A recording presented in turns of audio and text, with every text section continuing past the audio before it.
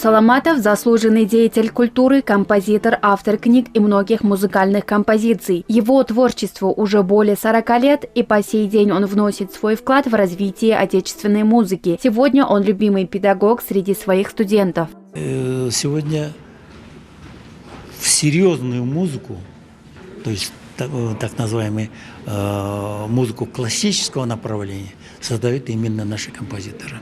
В свое время знаменитые такие произведения, как балет «Оратория», «Материнское поле», либо балет «Сказа Манкурти», опера «Айчурек», балет «Чолпон» были созданы вот как раз нашим композитором. В этом году Союзу композиторов Кыргызстана исполняется 85 лет. В честь юбилея Государственный университет культуры и искусства провел научную конференцию. Ведь культурное наследие и музыка, не потерявшие свои первозданные формы, актуальны по сей день благодаря упорной работе всех членов Союза. Сегодня научно-практическая конференция, это посвященная к 85-летию образования Союза композиторов Кыргызской Республики. И у нас первая часть вот этого мероприятия неделю назад проходила в филармонии большим концертом с участием симфонического оркестра, хоровых коллективов и солистов оперного театра.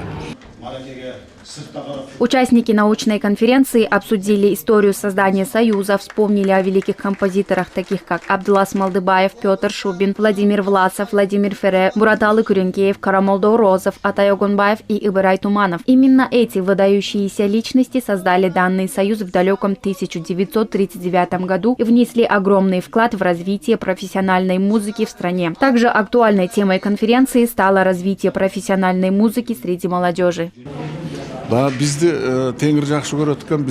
Сейчас современная культура переживает большой кризис. Народы, которые создавали мировые шедевры, перешли к массовой культуре. Однако, я думаю, наш народ любим Богом. У нас до сих пор творят коммузисты, акыны, монасчи, исполнители фольклорной музыки. Наша музыка жива и актуальна, но для того, чтобы дальше развивать ее, нужны композиторы. Таланты, которые напишут контакты, оперы и музыку для балета. Наши выдающиеся композиторы писали так, что слушатели восхищались. Наша задача – развить музыкальный вкус у молодежи, и у нас есть все возможное для того, чтобы вырастить таланты.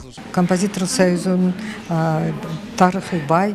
Союз композиторов имеет большую историю, из которой можно черпать бесконечное количество знаний и духовный рост. Современное композиторство развивается профессионально. Этот концерт тому доказательство. Наши молодые композиторы продемонстрировали свой талант на высшем уровне. Они выходят уже на международные сцены. Хочется, чтобы министерство обратило на них внимание и поддержало их. Все мы должны поддерживать молодые таланты.